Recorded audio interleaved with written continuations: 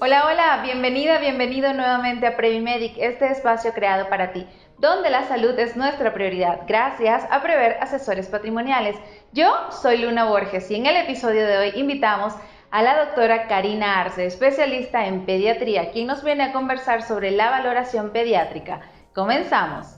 Doctora Karina, qué gusto tenerte aquí en Previmedic, que hayas abierto tu agenda para conversar con nosotros desde esta especialidad, que yo sé que muchos padres tienen estos grandes cuestionamientos de por qué este tipo de médico y no este tipo de médico.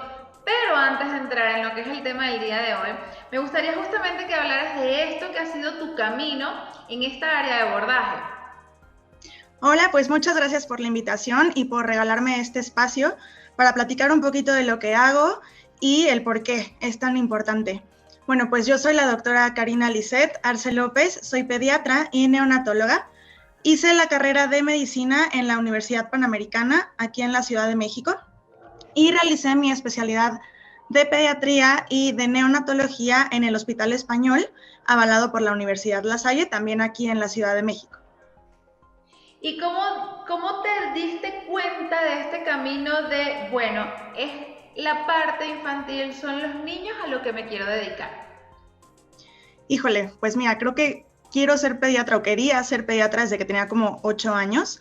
Siempre he admirado muchísimo la labor de los doctores, creo que es una carrera, una vocación súper importante. Pero dentro de esto, creo que los niños son los pacientes más increíbles que existen. Son súper fuertes, son súper guerreros, son muy inteligentes, son súper luchadores y nos enseñan un montón de cosas. Entonces, poder ayudar a que estos niños tengan salud, que estén bien y que crezcan felices, creo que es una de las cosas más maravillosas. Y ahí vendría mi pregunta, ¿qué es justamente un pediatra y en qué se diferencia? Vamos a ponerlo, ya sabemos que es el abordaje hacia los niños, pero ¿por qué es tan importante el pediatra y no, por ejemplo, otro tipo de médico? No quitándole el mérito, sino sencillamente de lo que es la especialidad como tal. Claro, bueno, pues como tú lo dijiste, los pediatras nos encargamos de la valoración y del seguimiento de todos los niños desde el nacimiento hasta los 18 años de edad. ¿Por qué es importante un pediatra y no cualquier otro doctor? Como todas las ramas de la medicina, cada una se enfoca en algún aparato o en algún sistema específico o en alguna población determinada. Entonces, los niños no pueden ser considerados como unos adultos chiquitos. Tienen un funcionamiento y otras afecciones completamente particulares de su edad. Por lo tanto, es súper importante que alguien que conoce estas afecciones en cada etapa de su vida las pueda atender y las pueda resolver. Los adultos tienen otro tipo de infecciones, otro tipo de padecimientos más crónicos que no se tratan igual. Entonces sí es muy importante que sea un pediatra el que valore al niño. Y tengo conocido, como mencionaste al inicio, que también eres neonatóloga. ¿Qué es y cuál es la diferencia, evidentemente, entre esta rama y la otra? Claro, bueno, pues los neonatólogos somos pediatras, primero que nada, y nos especializamos en los recién nacidos y todo lo que pasa alrededor de los primeros 28 días de vida. Nosotros somos los encargados de recibir a los bebés al momento de nacer, ya sea por parto o por cesárea. Estamos en la sala justo en quirófano. Y bueno, generalmente nos encargamos de los bebitos que nacen antes de tiempo, o sea, los bebitos prematuros, o los bebitos que nacen con bajo peso al nacer, bebitos que a lo mejor pueden tener alguna malformación congénita que puede poner en riesgo su vida, o aquellos que tienen infecciones en los primeros días o que se ponen muy amarillitos. Generalmente, esta etapa es una etapa muy riesgosa y todos estos padecimientos se atienden en una unidad de cuidados intensivos neonatales. Es un manejo intrahospitalario. Entonces, generalmente los neonatólogos estamos dentro de una terapia intensiva. ¡Wow! ¡Qué maravilla poder contar de primera mano con especialistas como tú en el caso de los padres y evidentemente de esta nueva vida! Y ahora en materia de lo que es el tema que seleccionamos para el día de hoy, esto que es la revisión pediátrica. Yo sé que no está la cultura sembrada, no está la cultura adaptada, integrada, especialmente en esta sociedad latinoamericana, de lo que es llegar a este punto de consecución constante con un especialista sobre cuidados, diagnósticos, prevención y atención de los niños. Claro. Bueno, como tú lo mencionas, al menos voy a hablar de nuestro país, no estamos muy acostumbrados a una medicina preventiva, es decir, a tener chequeos o valoraciones periódicas para ver si todo está funcionando bien, para ver que todo esté en orden, que no tengamos algo que tratar. En el caso de los niños, es súper importante llevar este seguimiento, puesto que podemos prevenir cosas que se compliquen en la edad adulta. Podemos evitar enfermedades que se generen crónico-degenerativas en adultos, y creo que es la etapa principal para poderles generar un crecimiento y un desarrollo adecuado. ¿Qué sucede en esta revisión? Vamos a tomar el punto de partida, esto que mencionas, bueno, como neonatóloga estás dentro de estos primeros 28 días. Si entramos directamente en un nacimiento de un niño sano que cumple con todas las características de adaptabilidad natural, biológicamente está bien, ¿qué sucede y en qué tiempo? Porque yo sé que gran mayoría de los padres tendrán esa pregunta, ¿cuándo debo ir? ¿Y cuándo es la transición quizá desde este que fue mi ginecólogo, mi obstetra, a la transición del encuentro con esta nueva realidad que es el pediatra neonatólogo? Claro, mira, cuando tenemos un bebé que nace sano, que no tiene ningún conflicto, pues generalmente los revisamos como a la semana de vida. Vemos cómo está el peso, cómo está la talla, si se cayó o no se cayó el cordón umbilical, si está amarillito o no está amarillito, cómo va la alimentación. Quisiera ahondar un poquito en el tema del peso y la talla, porque los bebitos después del nacimiento pueden llegar a perder un poquito de peso que tienen que recuperar a la semana o a los 10 días. Entonces, esa es una de las cosas importantes que valoramos, que de manera indirecta nos dice que también está siendo alimentado. Una vez que valoramos al recién nacido y que no tenemos como ningún pendiente, las valoraciones durante el primer año de vida se realizan al menos una vez al mes. En estas valoraciones vamos a ver su crecimiento y su desarrollo. Vamos a ver el peso, la talla, el perímetro cefálico. Esto se grafica en unas tablas que son generadas por la OMS y la CDC, que es como la generalidad de todos los niños en un rango en el que estén adecuados. Entonces tenemos que ver si la nutrición es adecuada o si la nutrición es excesiva. También vemos el desarrollo, el neurodesarrollo. Todos los niños tienen ciertos hitos del desarrollo, que son como las competencias o las actividades que deben de ir realizando según cada etapa de su vida, como sostener la cabeza, como fijar la mirada, sentarse, gatear, caminar. Entonces, en estas valoraciones mes con mes también vamos viendo qué hitos del desarrollo el bebé va cumpliendo. Y en caso de encontrar que algo no está bien, que hay algún retraso, pues podemos empezar a dar la terapia necesaria o el manejo necesario para que nuestro niño siga desarrollando de manera adecuada. Y este periodo de abordaje, bueno, estamos de primera mano, inició con nosotros el niño, estamos valorándolo mes con mes. ¿Qué pasa luego? Es decir, ¿hasta qué edad es este abordaje prudente? Hablamos desde los primeros meses de nacido, pero ¿hasta qué edad? ¿Un año, 2 años? ¿O es una carrera constante de acompañamiento de la mano de ustedes? Pues mira, en general sí debería de ser una carrera como constante de valoración, ¿no? A lo mejor en el primer año de vida estamos hablando de una vez al mes, después lo hacemos a lo mejor cada 3 meses, después cada 6 meses, y al menos ya después de los 5 años se recomienda que al menos sea una valoración una vez al año, con la intención de verificar igual cómo van creciendo, cómo se van desarrollando, que no existan otras alteraciones, hablando por ejemplo del cáncer, ¿no? A veces no nos damos cuenta de ciertas cosas hasta que la enfermedad ya está avanzada. Si tuviéramos esta conducta de estar en una valoración constante, en un seguimiento constante, podríamos ver datos de alarma que podrían avisarnos de algo mucho más tempranamente. Asimismo, también, por ejemplo, con el tema de las vacunas, que no lo comenté anteriormente, mes con mes vamos cumpliendo un esquema de vacunación, pero también existen refuerzos a lo largo de la vida que se deben de ir poniendo estas vacunas. Entonces, con estas valoraciones constantes con el pediatra, o al menos una vez al año y tal, podemos ir al corriente del esquema de vacunación y entonces tener al niño completamente sano. Yo sé que nosotros como ciudadanos, como latinoamericanos, como población occidental, no tenemos esta cultura de la revisión periódica y por lo general solemos ir al médico cuando tenemos síntomas de algo y ahí vemos como, bueno, el peligro, bandera roja, alarma, escucho a Pedro diciendo esto, me resuena, escucho a Juan diciendo esto, mi niño tal, mi niño tal.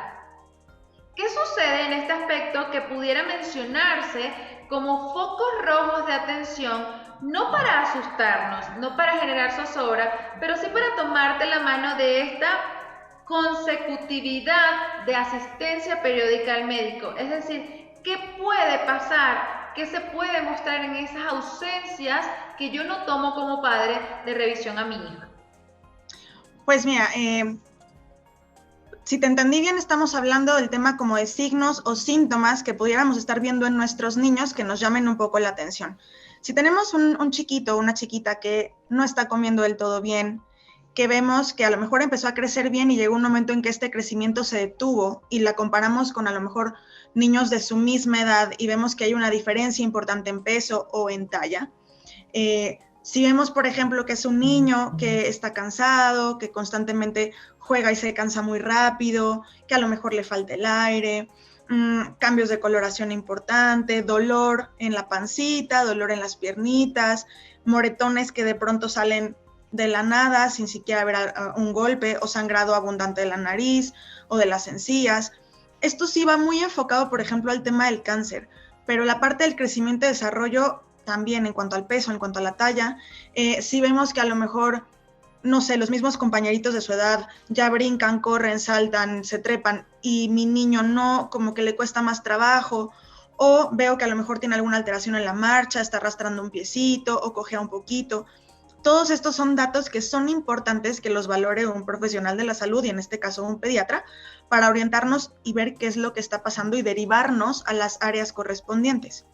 Mencionaste al inicio un aspecto neurológico, un aspecto cognitivo, y yo sé que la gran mayoría también solemos muchas veces dejarnos llevar por la comparación, ¿no? Entonces dices, bueno, hay que prestar atención si alguien del grupo tiene cuáles tales diferencias, pero a su vez también solemos asustarnos y socavar esa preocupación en nosotros de, bueno, mi niño habla, este niño no habla, o mi niño no camina y este niño ya camina y tienen la misma edad. ¿Cómo lograr diferenciar? Yo sé que es un poco difícil y es como bastante abierta la pregunta, pero por ejemplo, tú que te enfrentas a esa realidad constantemente, ¿cómo lograr ese equilibrio entre no postergar demasiado, pero tampoco rayar en la neurosis de que pueda estar desarrollando una enfermedad o un padecimiento mi hijo? Mira, la realidad es que estos hitos de desarrollo tienen un rango. O sea, no es que si a los 3 meses específicamente mi niño no sostuvo la cabeza, algo tiene. O que si a los 9 meses mi niño no gatea, es que algo tiene. Todo esto evidentemente tiene un tiempo, más o menos, ¿no? Es un esquema. Evidentemente, durante el primer año, que es donde vemos como los retrasos un poquito más grandes, nos van explicando qué podemos hacer el siguiente mes. O dentro de los cuántos meses es normal que mi bebé haga esto o aquello. Igual en la escuela. Ya cuando son más grandes, el desarrollo se ve un poquito más lento, un poquito más mermado. Por eso a veces no es tan fácil notar que algo está sucediendo. Siempre es importante no hacer una comparación en el grado de, mi hijo no es tan inteligente como Juanito. No, hay que checar qué está pasando, estimular, es muy importante la estimulación en los niños para hablar, para repetir palabras, para alcanzar, para moverse, para tener destrezas. Pero si un rato estamos estimulando y vemos que definitivamente hay una parte que se complica o hay un punto en el que no puede pasar, ahí es cuando hay que valorar. Evidentemente es muy difícil decirte, no, si en 2 meses no lo consigue o si en un mes, cada situación es muy particular, pero sí hay que observar alrededor y ver qué es lo que está fallando con mi hijo, estimularlo y si de plano veo que no hay este avance, entonces acudir a una consulta. ¿Cómo darte cuenta? Mencionaste un factor de edad. Dices, bueno, nosotros valoramos y atendemos a todos los niños hasta los 18 años. ¿Cómo lograr o cómo llevas a cabo tú? Porque yo sé que eso puede ser una gran interrogante y sobre todo desde el punto de vista tabú en los padres de, bueno, mi niño ya no es un niño, mi niño ya no es un bebé, está en la transición de la adolescencia a convertirse en adulto. ¿Cómo manejar este abordaje primero con los padres y luego con este niño que ha estado constante apoyo de tu parte o del especialista, en este caso como pediatra, que ya no es el niño, pero que se está convirtiendo en un adulto, pero que sigue teniendo la necesidad o el requerimiento de atenderse a un especialista como tú? Claro, Como te comenté anteriormente, los niños también tienen diferentes etapas en su crecimiento, ¿no? Hablamos de cuando son bebés son lactantes, después son preescolares, después son escolares, después son adolescentes. Generalmente en este limbo entre la adolescencia y la juventud es donde estamos atorados y no sabemos si lo llevamos con el pediatra o lo llevamos con el adultólogo, ¿no? Entonces, bueno, la adolescencia sigue siendo un proceso de transición de un niño a un adulto. Es por eso que lo tendríamos que ver nosotros como pediatra. Todavía hay ciertas funciones que se están desarrollando, ciertos cambios que no están del todo maduros, sobre todo en la parte hormonal, ¿no? Hablando en esa parte del crecimiento, del desarrollo.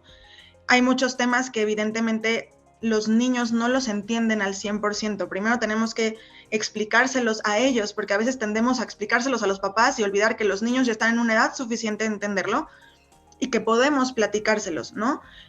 Creo que es muy importante que en una consulta de pediatría con un adolescente se tenga primero esta comunicación con el paciente, porque a él o a ella es a quienes les está pasando los cambios. Entonces, es muy importante que le demos esta ventana de explicarles qué procesos son normales para ellos, qué procesos van a ir pasando conforme el tiempo y cómo van a ir a lo mejor sintiéndose, y que si evidentemente hay alguna alteración en esta parte, es súper importante que le comenten a los papás sin pena, sin miedo, sin tabús de lo que está sucediendo. Entonces, mi recomendación es que si hay adolescentes, se tenga este acercamiento, y si a lo mejor cuesta un poco de trabajo con los papás, llevar al adolescente al médico y decir, mira, yo a lo mejor no te puedo explicar al 100% los cambios que estás teniendo, pero vamos con alguien que te los pueda platicar. Entonces, esa es una de las partes más importantes de la adolescencia. Es muy raro que nos traigan a un adolescente enfermo de gripe,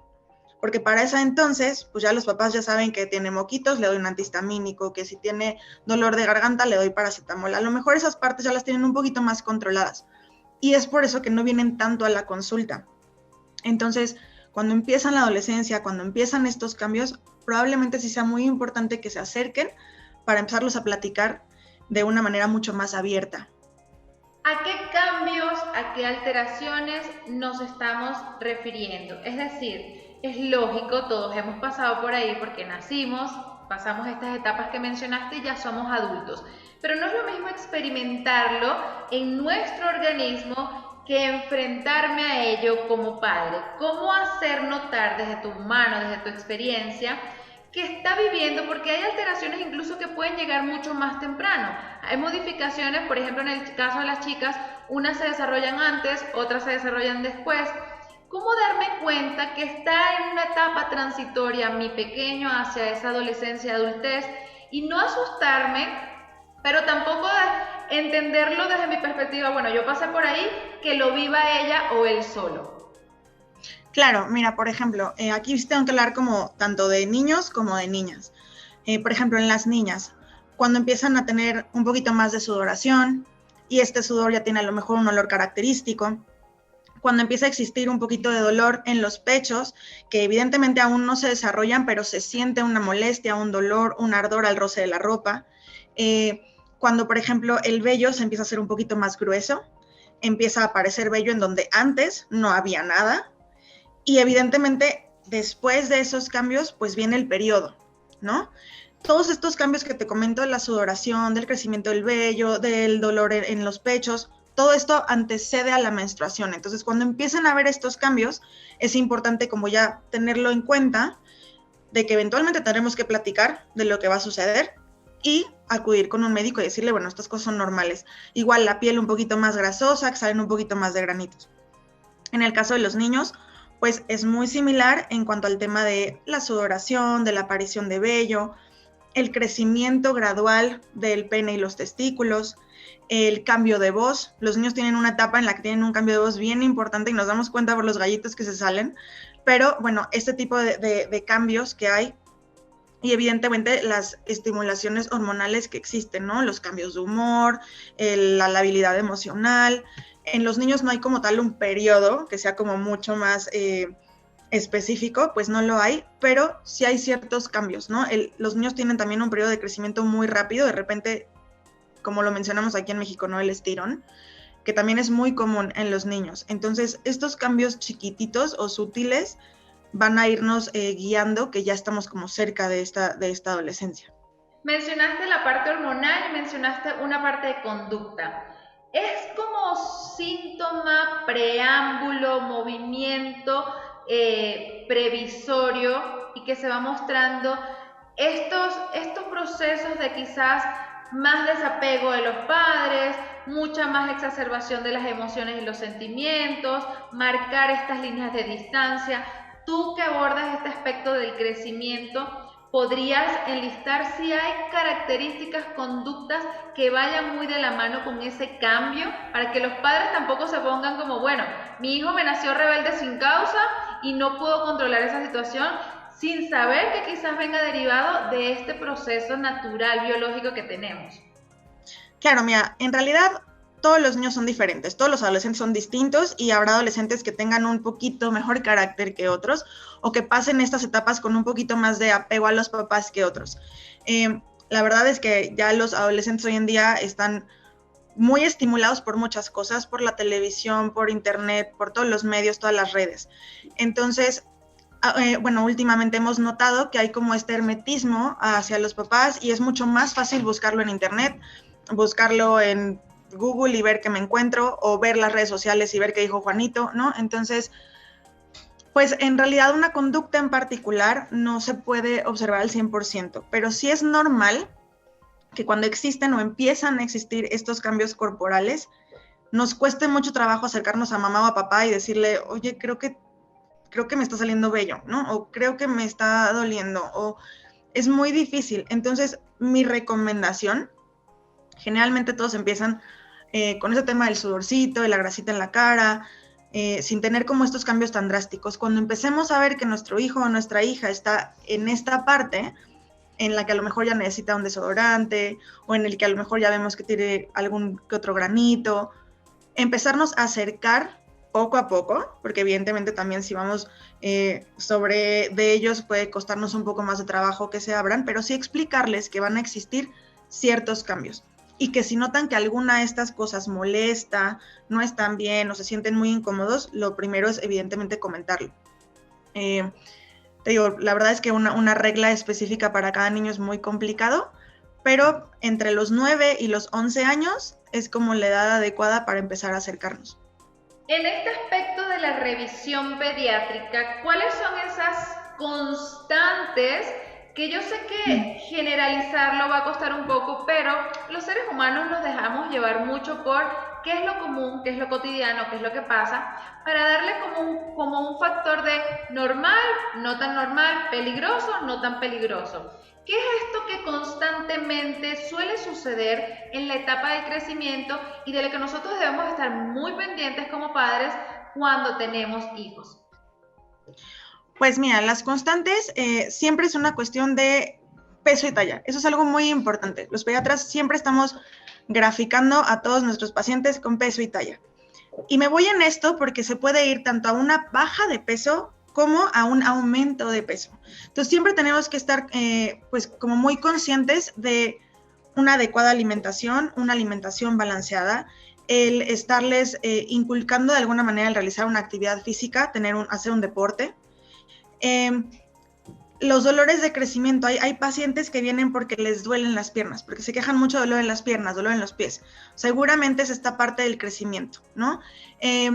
Cuando notamos que nuestro hijo o nuestra hija está subiendo más de peso o lo vemos un poquito, pues sí, más llenito, ¿no? También es muy importante darnos cuenta si está teniendo alguna alteración en cuanto a la alimentación, ¿no? O sea, que sí está comiendo de más, que no está comiendo de más. Y esto es súper importante porque en la edad adulta, si tenemos ahorita un problema muy severo de obesidad infantil en México, si no estamos pendientes de este tema, podemos generar enfermedades crónico-degenerativas en un futuro, en este adulto joven, que cada vez estamos viendo mucho más frecuente diabetes, hipertensión, ese tipo de cosas, ¿no? ¿Qué otra alteración es como más frecuente durante el crecimiento? A veces puede existir dolores de cabeza, pueden existir sangrados nasales. Son como foquitos que generalmente vienen a la consulta ya de niños como un poquito más grandes.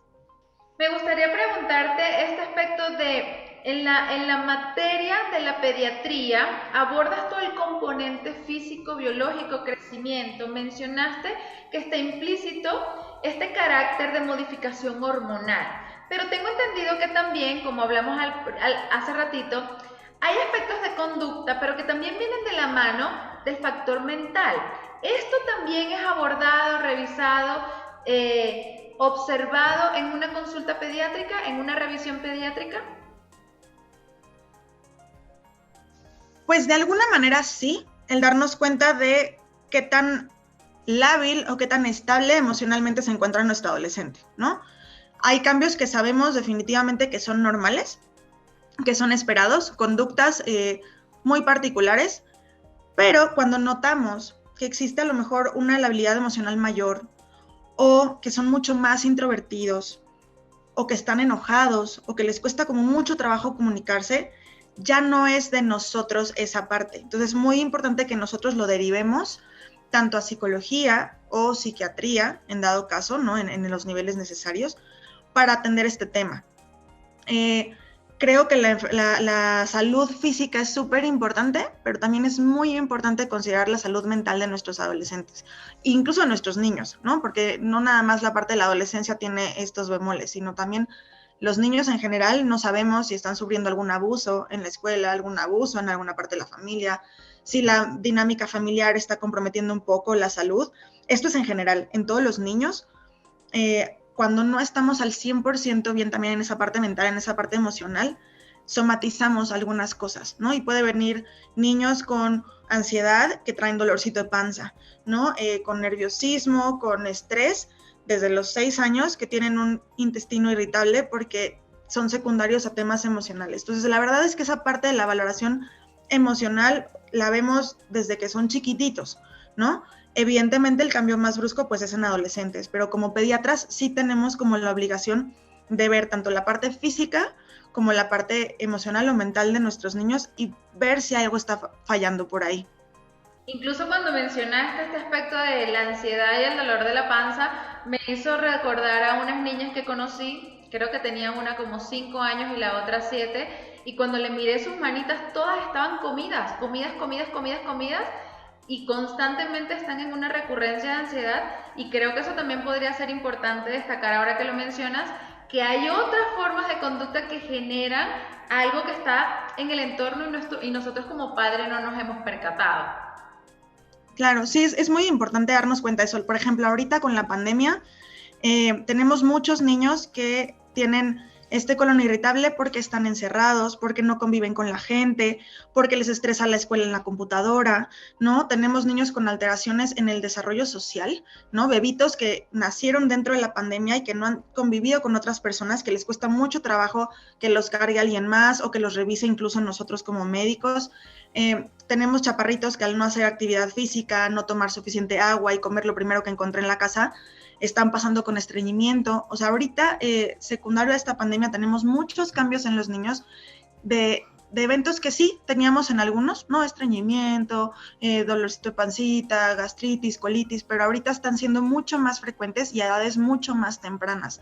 Entonces sí es importante que valoremos también esa parte. Nosotros, bueno, como papás, ¿no? Verlo y identificar si algo raro, si este dolorcito de panza ya no me cuadra, si este dolorcito de cabeza ya es muy frecuente, ¿no? Y evidentemente acercarse a nosotros para poder decir, bueno, vamos a valorarlo todo. Si no encontramos ningún dato a la exploración física que nos diga, bueno, es que esto sí está mal o esto no, probablemente considerar esta parte de la ansiedad, del estrés, de la falta de sueño, de la mala alimentación, que todos estos son factores que van mermando la salud. Puntos importantes que tú consideras que sean necesarios para todos esos padres, madres que están en este proceso maravilloso del cuidado, de la contención y por supuesto acompañar a sus hijos, que sea una invitación más que todo a que tomen la mano, a que tengan la confianza en explorar justamente con especialistas como tú este proceso de crecimiento debidamente para formar, para permitir que tengamos niños y futuramente adultos sanos.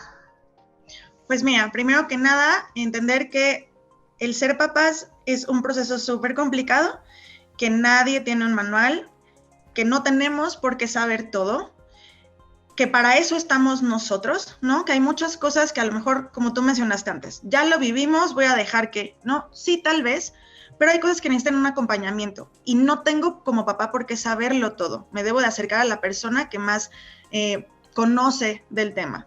El comentarles que estamos formados para acompañarlos, para ayudarles a que sus hijos crezcan sanos, crezcan fuertes, crezcan felices y con todas las herramientas que necesitan. Hacerles saber que es súper importante que si tenemos algo que resolver, se pueda hacer a tiempo, antes de que a lo mejor la situación se complique, que es muy importante estar sanos tanto del cuerpo como de la mente y que finalmente todos trabajamos en equipo, ¿no? La finalidad es la salud y el bienestar del niño. Entonces, pues si caminamos de la mano, creo que todo va a ser muchísimo más fácil. Qué maravilla, me encanta ese contexto en el que lo explicaste porque realmente es perfectamente entendible y genera esta confianza que yo sé que todos buscamos a la hora de exponer a nuestro tesoro más preciado porque pues nuestros hijos o los hijos de las personas representan ese valor, que no tiene una cantidad ni un monto, sino una esencia del corazón. Carla, tus redes sociales donde se puedan poner en contacto contigo, donde puedan tomar de la mano esta invitación, asesorarse, generar este vínculo, este lazo fraterno que dura bastante tiempo en el camino del crecimiento del niño.